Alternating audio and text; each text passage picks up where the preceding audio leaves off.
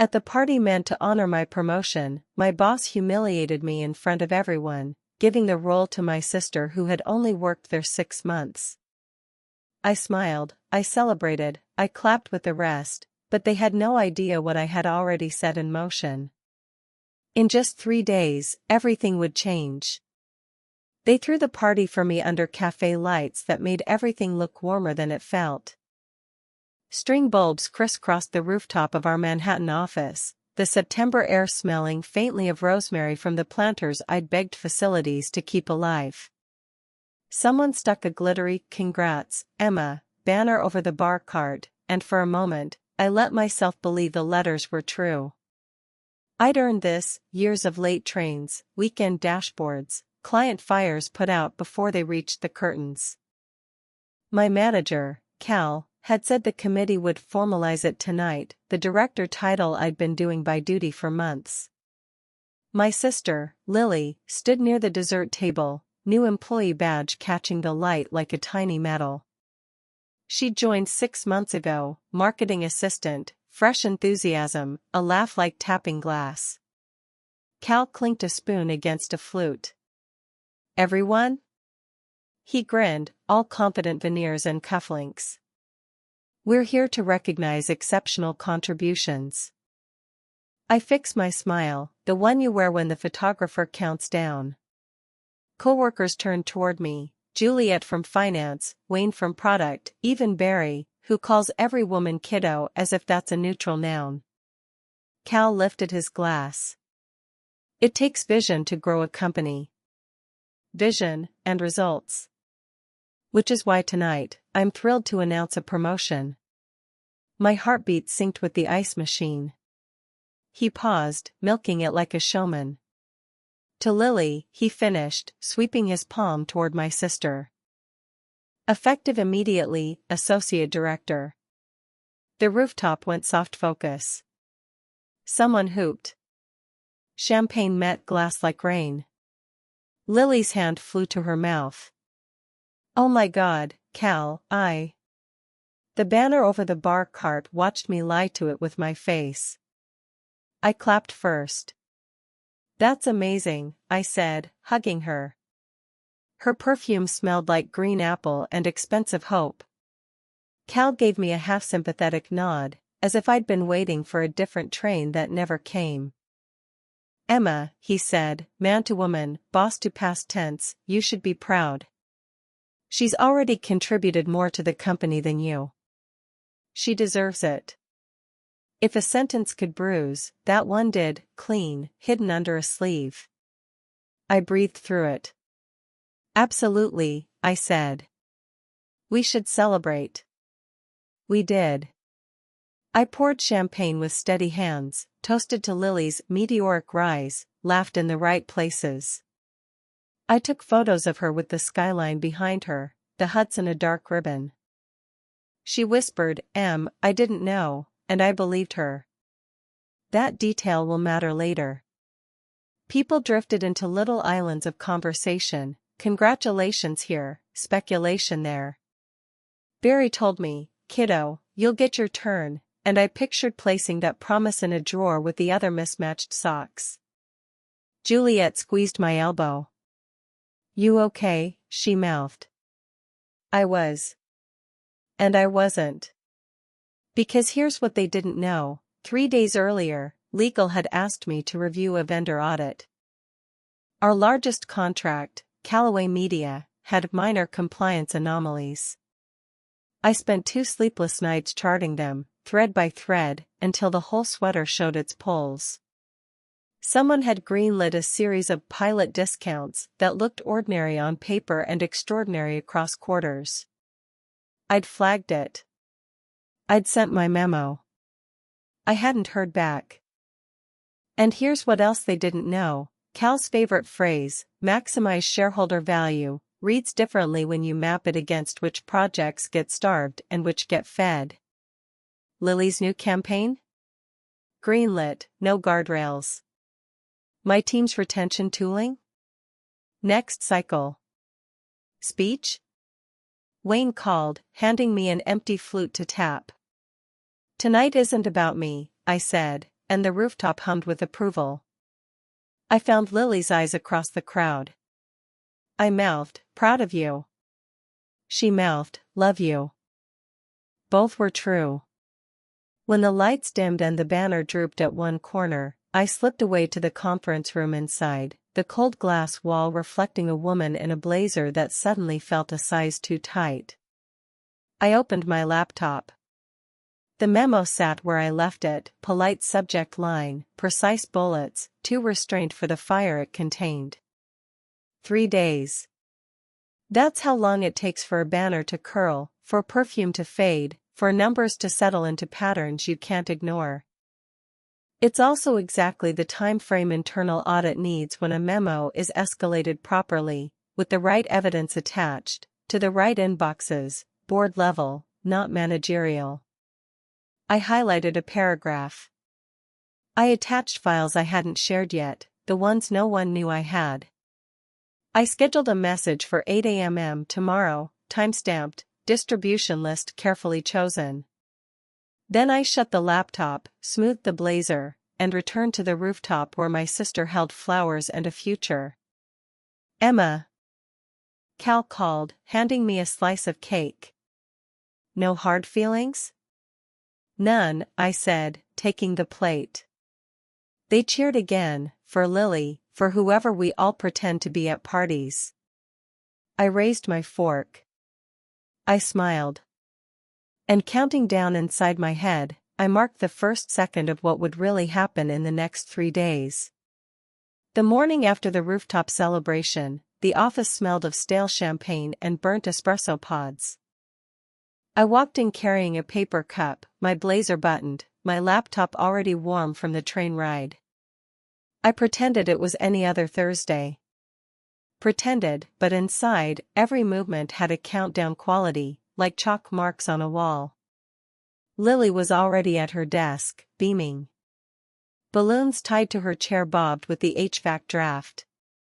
"Morning, Em," she chirped, her eyes still wet from the rush of being everyone's favorite. She looked like she'd slept in applause. "Can you believe it? Cal said I should shadow him today." "That's great," I said. My voice was steady, polite. But my fingers itched for the keyboard. "Shadow him, yes. See what he shows you." But shadows always have edges, and I already knew where his ended. I opened my inbox. My scheduled memo sat quietly in the outbox, sealed like a letter waiting for daylight. At exactly 8 a.m., it slipped away, scattering itself across the board distribution list. I almost heard the whoosh in my chest. The first domino had tipped. The minutes that followed felt like walking across glass floors. Nothing looked different, yet I knew underneath, fissure spread. Juliet passed by my desk, whispering, "Rough night?" I smiled. "Just tired." She didn't know she'd soon be asked to pull numbers that didn't add up. At 9:13, my phone buzzed. Unknown number. I let it ring twice before answering. "Emma Scott," a clipped voice asked. "This is internal audit. We'd like you to come to conference 7C. Quietly. My pulse skipped, then steadied. "Of course," I said. My chair creaked as I stood. No one noticed. Balloons, chatter, Lily's laughter were louder than silence. Conference 7C was on the top floor, glass walls frosted for privacy. Inside sat 2 auditors and a woman I'd never met before, sharp suit, sharper eyes. "Board liaison," she introduced herself. She didn't smile. On the table lay a stack of printed spreadsheets, my spreadsheets, the ones I'd flagged. Someone had moved fast. Faster than I expected. "You found irregularities with Callaway Media?" the liaison asked. "Yes," I said. I folded my hands. "Discounts approved outside policy. Patterns suggesting preferential treatment." "By whom?" I hesitated. Names are heavier than data. All signs point to Cal. The auditors exchanged looks. One clicked his pen. We'll need every file, every email you've saved. Already on a drive, I said, sliding a USB across the table. The liaison raised her brows, impressed, or suspicious. You prepared for this. I prepare for everything, I replied softly. They asked questions until the hour bled away. Who had access? Who stood to benefit? Who signed off without review? I answered calmly, but under the table, my heel tapped like a metronome. When they finally dismissed me, I returned to my desk as if nothing had happened. Lily was glowing, retelling her promotion story to a group from finance. Cal stood beside her, hand on her shoulder, the benevolent mentor. His watch glinted when he lifted his coffee. He didn't see me watching. At noon, an email blast hit select inboxes. I wasn't copied, but whispers spread like spilled sugar: urgent audit, vendor compliance, executive review. The kind of phrases that taste metallic. Cal didn't notice yet. He was too busy telling Lily, "You'll learn how the big campaigns really move." His voice carried over cubicle walls, confident, rehearsed. My chest tightened, not from jealousy, but from knowledge. Because in 3 days, that confidence would collapse. Not because of me directly, but because dominoes never fall halfway. I bit into my sandwich and chewed carefully, watching crumbs scatter on my napkin. Every little mess looks harmless, until someone asks who will clean it up. And in my head, I whispered, this is only the beginning. By Friday morning, the office had shifted. It was subtle, like a painting tilted a few degrees. Most people wouldn't notice unless they stared long enough. But I noticed. Conversations cut short when I walked by. A closed-door meeting in 7C with blinds drawn. And the auditors, they were still there. Lily breezed in with fresh curls and a new blazer. She looked like possibility incarnate. Cal asked me to sit in on the client call today. He said I have a natural instinct for strategy. I smiled. That's wonderful. And it was, for her. I didn't want to ruin her moment, even if I knew the floor she stood on wasn't as solid as she thought. At 10:04, Cal passed my desk, tossing me a too bright grin. Emma, quick word. He motioned toward his office. My stomach tightened, but I followed. Inside, he shut the door, lowering his voice. I heard internal audit is sniffing around. Something about Callaway. I tilted my head, feigning surprise. Really? That's odd. He studied me, suspicion flickering in his eyes. You didn't escalate anything, did you? I met his gaze, steady. If there were issues, wouldn't you want them cleared up? His jaw tightened. Of course. But you know how these things get blown out of proportion. Optics are everything. Optics. That was his word, always polishing glass while cracks spidered underneath. By lunchtime, whispers had turned into currents. Juliet stopped by my desk, leaning close. Did you hear? The board liaison is in town. People say it's about fraud. I raised my brows. That serious? She nodded, wide-eyed. They wouldn't fly someone in otherwise. I let her draw her own conclusions. At 3:15, an email pinged my inbox, meeting request, marked mandatory. Monday morning, all department heads plus Cal. The subject line, vendor compliance review. My throat tightened. Monday would be the second domino. As I shut down for the weekend, Lily hugged me at the elevator. Thank you for being happy for me, she whispered. I know it must sting. I hugged her back, pressing my cheek against her hair. I am happy for you, Lil. Both truths existed at once. When the elevator doors closed, I caught my reflection in the mirrored panel. Calm face, steady eyes. No one around me suspected how carefully I'd placed each step of this path. And they wouldn't, until the glass finally shattered. The weekend stretched like a taut string. I cooked, I cleaned, I called my mother, everything ordinary. Yet under it all was the hum of anticipation, like a storm building just beyond the horizon.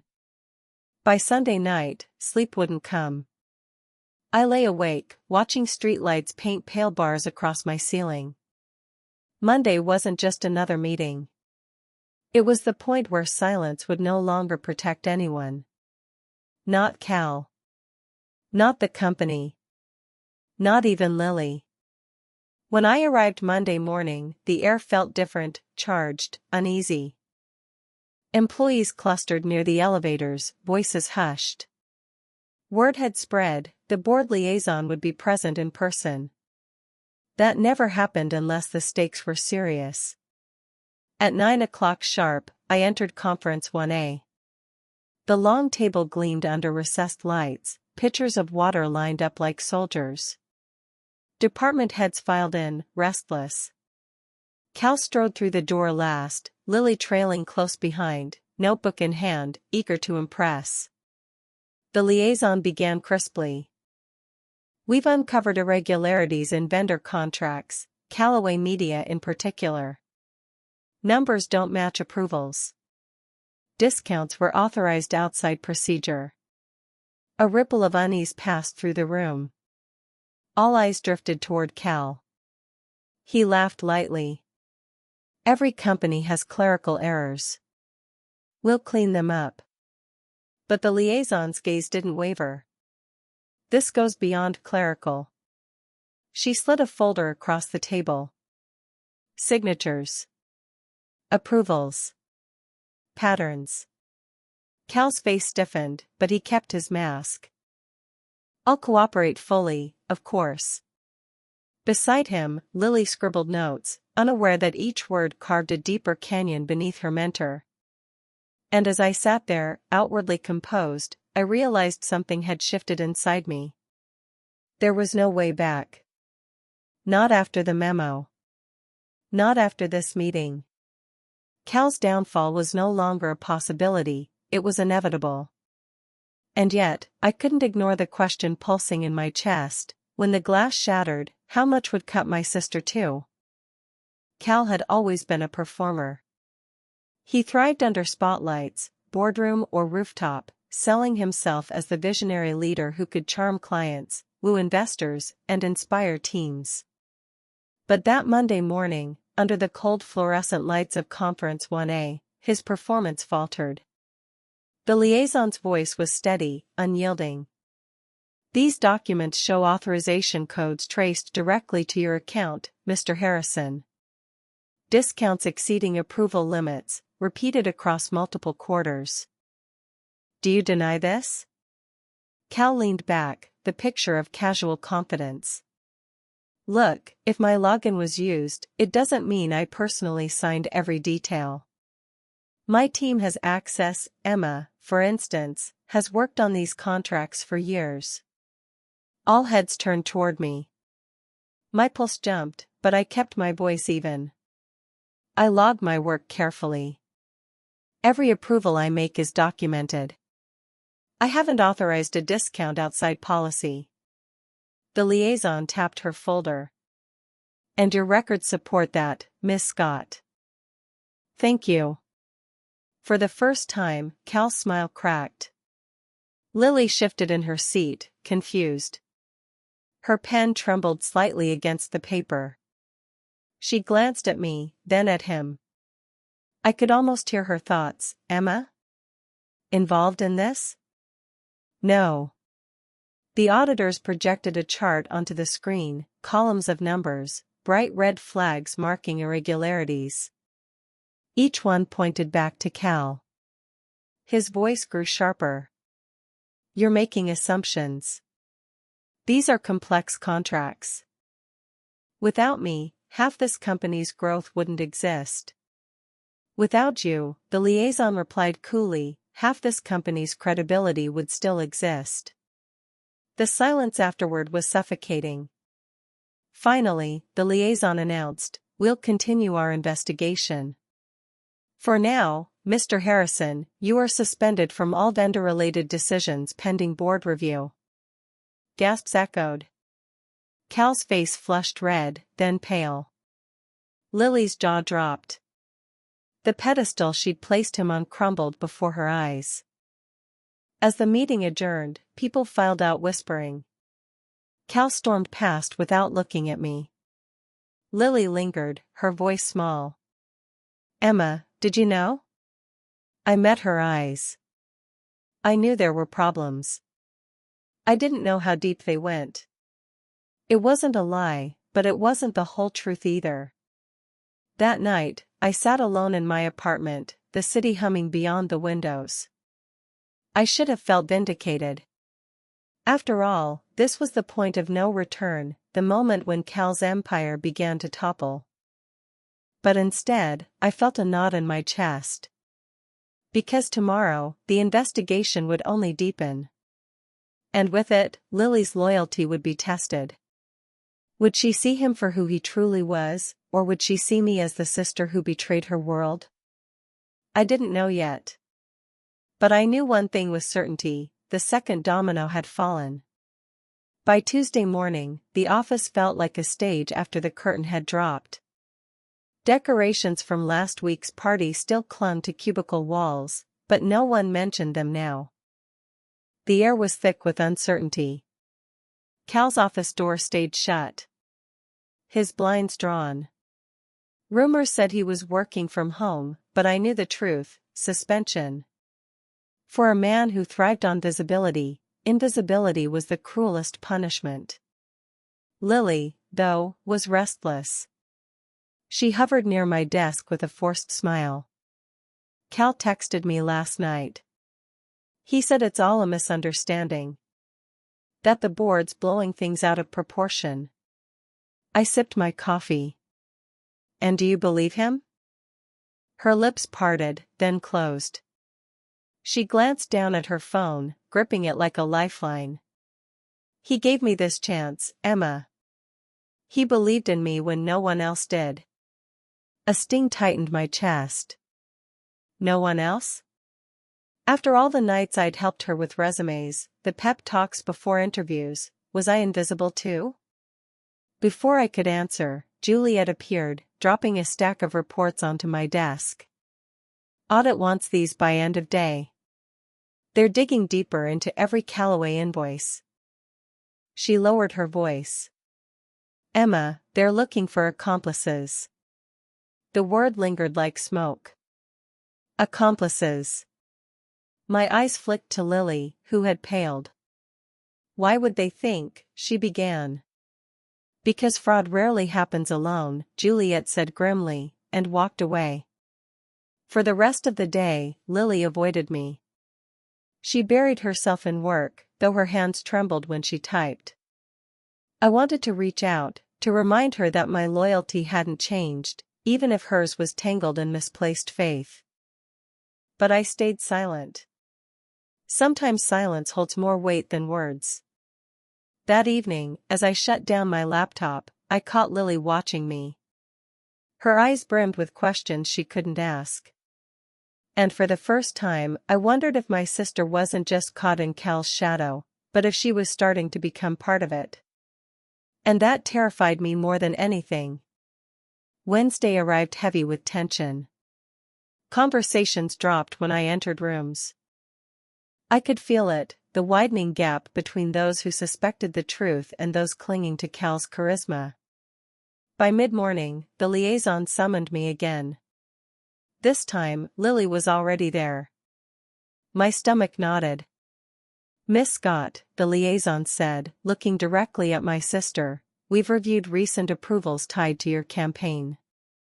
Several were expedited under Cal's authority.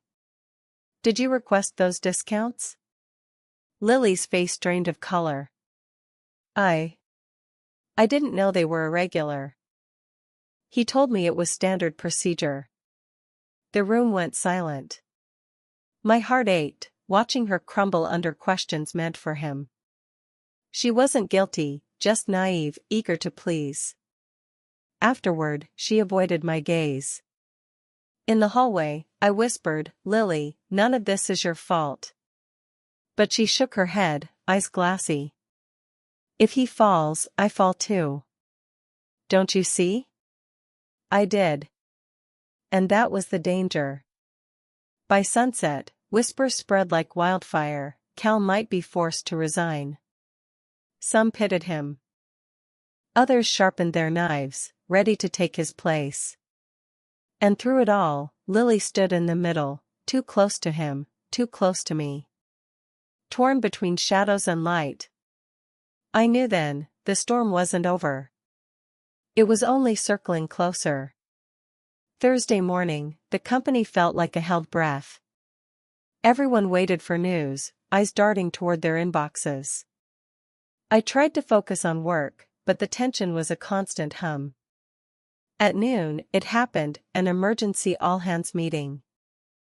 The board chair herself appeared on the screen, her voice calm but merciless. "After reviewing the evidence, we've accepted Mr. Harrison's resignation, effective immediately." Gasps rippled across the room. Cal, the untouchable, was gone. Just like that. But the chair wasn't finished. "Further inquiries will continue. We will evaluate accountability at every level." Beside me, Lily's breath caught. Her face crumpled, not just from shock, but betrayal. Her mentor, her champion, exposed as a fraud. When the meeting ended, she turned to me, eyes burning. "You knew. All this time, you knew." I swallowed. "I knew enough to see danger. I wanted to protect you." She shook her head. "Protect me? Or destroy him?" Her words cut deeper than Cal's ever had. Because she wasn't entirely wrong. My silence, my choices, they had sharpened the blade. That night, I walked home through the city's glow, my reflection fractured in every glass window I passed. Cal had fallen. The company was shaken. My sister's trust, shattered. And yet, part of me whispered, this isn't the end. This is the climax. Friday morning, the office felt hollow. Desks abandoned, whispers hushed, as if the walls themselves were afraid to echo the truth. Cal's name had already been scrubbed from internal directories, he was a ghost overnight. But ghosts leave shadows. At 11 o'clock, I was summoned once more. Conference 7C, same frosted glass walls. Inside, the liaison slid a final document across the table. "Your report was the cornerstone of this investigation, Miss Scott. Without it, the losses would have bled on for years." My throat tightened. "And Lily?" The liaison's expression softened. "She's clear. Merely a bystander, though, entangled." Relief washed through me. My sister wasn't collateral damage. She still had a chance to stand apart from his ruin. When I stepped out, Lily waited in the hall. Her eyes were red, her voice small. "He called me last night. Said you set him up. Said you've always been jealous." The words stung, not because they were true, but because she wondered if they might be. I took her hands, steadying them. "Lily, listen to me. I didn't set him up. He built his house of cards, I just stopped pretending it was solid. You deserved better than being dragged down with him." Her lip trembled. Then, for the first time in days, she didn't pull away. The storm had passed, but the air was still thick with debris. And I knew, the quiet payback was already complete. Cal was gone. Lily was free. And me? I wasn't invisible anymore. The following week, the rooftop lights still hung, but no one remembered the party they once celebrated. The banner was gone. The laughter, too.